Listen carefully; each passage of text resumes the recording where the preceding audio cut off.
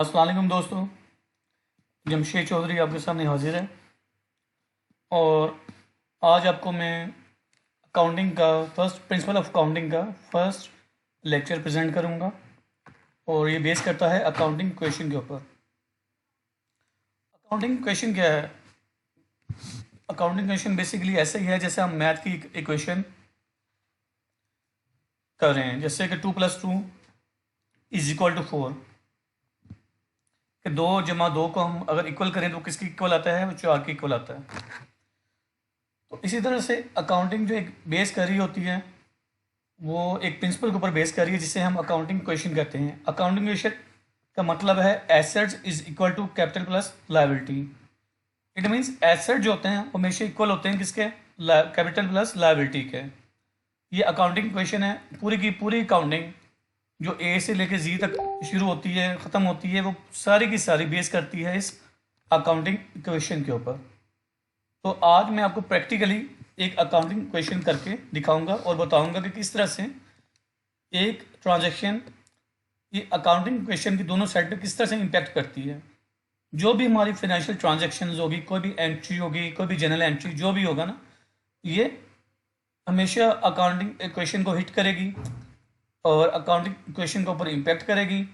लेकिन जो भी इम्पैक्ट होगा ना वो assets is equal to capital plus liability होना चाहिए, दोनों साइड्स इक्वल होनी चाहिए। अगर कोई ऐसी ट्रांजैक्शन जिससे अकाउंटिंग इक्वेशन की लेफ्ट साइड बढ़ जाती है लेकिन उसका इम्पैक्ट राइट साइड पे नहीं आता, यानी कि asset is equal to capital plus liability नहीं बनता, तो इसमें इट मीन्स वो अकाउंटिंग इक्वेशन के ऊपर इम्पैक्ट नहीं ठीक तरह से करी और वो ट्रांजैक्शन भी ठीक नहीं है।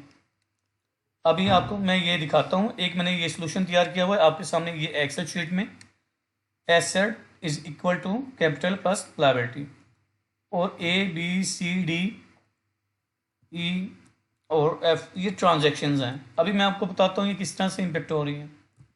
ये आपके सामने एक क्वेश्चन दिया हुआ है। क्वेश्चन में ये कह रहा है कि Stow Flory runs a security company that provides security services. He wants you to indicate how the following transaction affect the accounting equation. तो ये जो चीज़ें हैं आप बता रहे कि स्टीव फ्लोरी ने एक बिजनेस रन किया है और ये कुछ उसने ट्रांजैक्शंस किए हुए अकाउंटिंग इक्वेशन के ऊपर, हमने इसका इम्पैक्ट चेक करना है।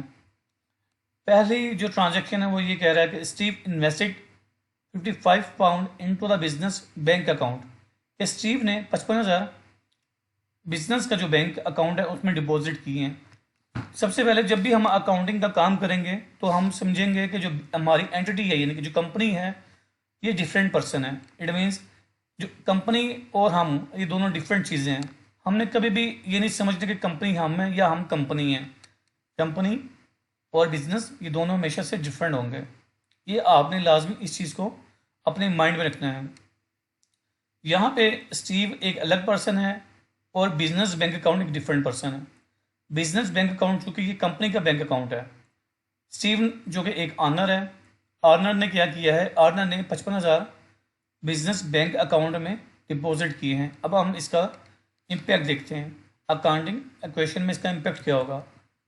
पहली एंट्री देखें, यहाँ पे एसेट साइड पे क्या होगा, क्योंकि कैश एंड बैंक का हमने एक अकाउंट बना लिया, कैश एंड बैंक एक एसेट्स हैं और स्टीव ने क्या किया था, 55,000 स्टीव ने कंपनी के बैंक अकाउंट में डिपॉजिट किए थे। ये हमने 55,000 कंपनी के एसेट वाली साइड पे लिख दिए हैं। अब तो ये अकाउंटिंग क्वेश्चन के एसेट साइड पे तो उसका इम्पैक्ट आ गया। क्या हुआ, एसेट इंक्रीज हो रहे हैं, यहाँ पे मैंने इफेक्ट मेंशन किया हुआ है, एसेट्स इंक्रीज हो रहे हैं 55,000 से। अब हमने देखना है कि उस अकाउंटिंग क्वेश्चन की राइट साइड पे यानी कि कैपिटल प्लस लायबिलिटी में क्या इम्पैक्ट आ रहा है। वहाँ पे देखें तो ये 55,000 कैपिटल में आ गया। कैपिटल मतलब सरमाए में आ गया, कंपनी के सरमाए में 55,000 आ गया। अब देखें अकाउंटिंग इक्वेशन के लेफ्ट साइड पे कितना आ रहा है, 55,000 और राइट साइड पे कितना आ रहा है, 55,000 और दोनों साइडें इक्वल है। इट मीन जितना इम्पैक्ट राइट साइड पे लेफ्ट साइड पे आया उतना ही इम्पैक्ट राइट साइड पे आया। अब नेक्स्ट देखें, provided hour services worth 42,000 to K Adams on credit. It means कि इसने ये सर्विसेज प्रोवाइड की, मतलब ये सेल्स हुई है कंपनी की, कितनी हुई है, 42,000। अब हमने इसकी एंट्री करनी है। पहला इम्पैक्ट यहाँ पे आएगा, कैपिटल इसका 42,000 से इंक्रीज हो गया। ये तो राइट साइड पे इम्पेक्ट कर दिया। अब लेफ्ट साइड पे क्या इम्पेक्ट होगा, क्योंकि ये क्रेडिट भी हुआ है, इट मीन्स हमें इसमें अभी कैश रिसीव नहीं हुआ, कंपनी ने सेल की है और सेल करने पे कंपनी को अभी कैश नहीं मिला, इट मीन्स ये अकाउंट रिसीवेबल बन गया कंपनी का, कंपनी ने अभी उससे पैसे लेने हैं। तो हमने राइट लेफ्ट साइड पे अकाउंट रिसीवेबल का एक अकाउंट बनाया है, ये एसेट साइड पे, और हमने यहाँ पे 42,000 ऐड कर दिया, यानी कि लेफ्ट साइड पे भी 42,000 है, राइट साइड पे भी 42,000 है, दोनों साइड्स इक्वल हो गई। अब थर्ड देखें, receive rent of 4850 by cash, company ने रेंट रिसीव किया है कैश में, कितना किया 4850। अब इसका इम्पैक्ट सबसे पहले लेफ्ट साइड पे कैश इंक्रीज हुआ, हमने कैश में लिख दिया 4850, और राइट साइड पे क्या इम्पैक्ट होगा, राइट साइड पे इम्पैक्ट ये है कि कैपिटल भी इंक्रीज हो गया 4850 से। Left hand side is equal to right hand side of accounting equation. The fourth entry is paid wages of 6200 by cheque, यहाँ पे कंपनी ने क्या किया है, कंपनी ने सैलरीज वेजेस पे किए अपने एम्प्लॉयज़ को 6200 की बाय चेक के थ्रू, इट मीन्स कंपनी के। अब इसकी एसेट साइड पे क्या होगा, एसेट साइड पे कैश कम हुआ क्योंकि कंपनी का जो बैंक अकाउंट था उसमें से 6200 निकल गए, और यहाँ पे देखिए मैंने एंट्री कर दी है 6200 माइनस की है कैश एंड बैंक में से। और राइट साइड पे क्या इसका इम्पैक्ट है, राइट साइड पे इम्पैक्ट ये देखें कि कैपिटल भी उतना कम हो गया, कंपनी का सरमाया भी उतना कम हो गया। पहले देखें, पहली एंट्री को दोबारा मेमोराइज करें, पहली एंट्री में क्या हुआ था, 55,000 कंपनी के अकाउंट में आया था, उससे क्या हुआ था कंपनी का कैपिटल भी बढ़ गया, तो हमने 55,000 कंपनी के कैपिटल में इंक्रीज कर दिया, और यहाँ पे हमने कैश भी इंक्रीज कर दिया। अब क्या हुआ, अब 6,200 कंपनी के बैंक अकाउंट से निकले हैं और ये एक्सपेंस में चले गए हैं। अब 6,200 हमने एसेट साइड में से कैश में से निकाल दिए, और 6,200 फिर हमने कैपिटल में से भी निकाल दिए। तो ये क्या हुआ कि left side is equal to right hand side. अब जो फिफ्थ एंट्री है, received loan for 28,500 from S by cheque, company ने लोन लिया है 28,500 का एक पर्सन से।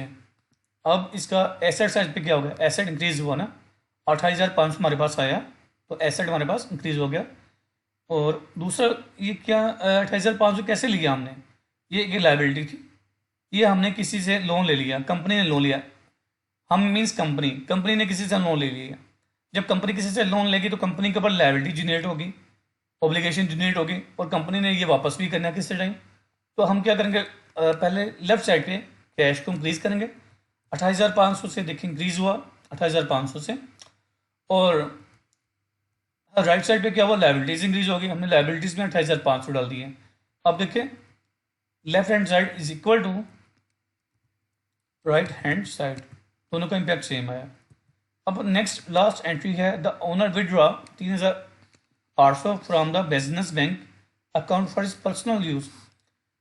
आखिरी एंट्री में जो बिजनेस का मालिक था, मालिक कौन था, मिस्टर स्टीव ने 3,800 बैंक से विड्रॉ कर ली है, कंपनी से विड्रॉ कर ली है अपने पर्सनल यूज़ के लिए। तो ये बेसिकली ये ड्राइंग है। कोई भी ऑनर जब अपने कंपनी के अकाउंट से अपने ज़ाती खर्चे के लिए कुछ चीज़ पैसे लेता है तो वो ड्राइंग में आती है ड्राइंग। तो ड्राइंग चूँकि ये बिजनेस का एक्सपेंस नहीं होता, इसको हम कैपिटल में से माइनस करते हैं। तो यहाँ पे बेसिकली क्या एंट्री होगी, सबसे पहले एंट्री होगी लेफ्ट साइड पे हम कैश में से 3,800 माइनस कर देंगे, और कैपिटल भी 3,800 हम लेस कर देंगे। यहाँ पे देखें हमने क्या इसकी एंट्री की कि कैपिटल वाली साइड पे 3,800, कैश वाली साइड पे हमने 3,800 कैश माइनस कर दिया, और कैपिटल से भी 3,800 माइनस कर दिया। अब हमने ये सारी एंट्रीज कर ली। अब देखें क्या इम्पैक्ट पड़ता है, अगर हम लेफ्ट साइड को ऐड करते हैं सब ट्रांजेक्शन्स को, तो टोटल बनता है 1,20,350, यहाँ पे आपके सामने शो हो रहा है। अब इसी तरह से हम क्या करते हैं, राइट साइड वाली जितनी एंट्रीज हुई हैं उनको ऐड करते हैं। अब हमने इनका सम अप किया तो वो भी कितना बनता है, 1,20,350, यानी कि हमारी दोनों साइड्स इक्वल हैं। इट मीन्स हमने जितनी भी ट्रांजेक्शन्स जो की हैं, जो ये सारी ट्रांजेक्शन्स आपके सामने आ रही हैं, इसका इम्पैक्ट दोनों साइड पे आया है अकाउंटिंग इक्वेशन के। तो left hand side is equal to right hand side, ये है बेसिकली अकाउंटिंग इक्वेशन, और इसके ऊपर पूरी की पूरी अकाउंटिंग हमारी बेस करती है। और मैं आपको ये बताता जाऊँ कि एसेट वाली साइड जो होती है वो बैलेंस शीट की लेफ़्ट साइड होती है, कैपिटल प्लस लायबिलिटी जो साइड होती है वो बैलेंस शीट की राइट हैंड साइड होती है। तो बेसिकली अकाउंटिंग क्वेश्चन क्या है, ये आपकी बैलेंस शीट है। इसको हम अदर वर्ड्स में ये कह सकते हैं कि अकाउंटिंग क्वेश्चन आपकी बैलेंस शीट है, सिंपल। लेकिन ये बैलेंस शीट होती नहीं है, मैं समझाने के लिए सिर्फ आपको ये कोड कर रहा हूँ, क्योंकि इसका इम्पैक्ट बैलेंस शीट की दोनों साइड पे आता है, लेफ़्ट साइड पे भी और राइट साइड पे भी, और ये हमेशा इक्वल होती है। तो ये था आज का अकाउंटिंग क्वेश्चन। अगर आपको किसी को भी कोई भी चीज़ कोई भी बात समझ ना आए तो आप मेरे से पूछ सकते हैं कमेंट में। और अगर कोई कमेंट करता है कि किसको ये चीज़ की समझ नहीं है, इस ट्रांजैक्शन की समझ नहीं, तो मैं एज सून एज पॉसिबल वो उसका रिप्लाई करूँगा और आपको उसको वीडियो के तौर पे या वैसे आपसे कॉन्टेक्ट करके उसकी बात आपकी जो आपकी क्यूरीज होगी उसको सॉल्व करूँगा। Thank you. अल्लाह हाफिज़।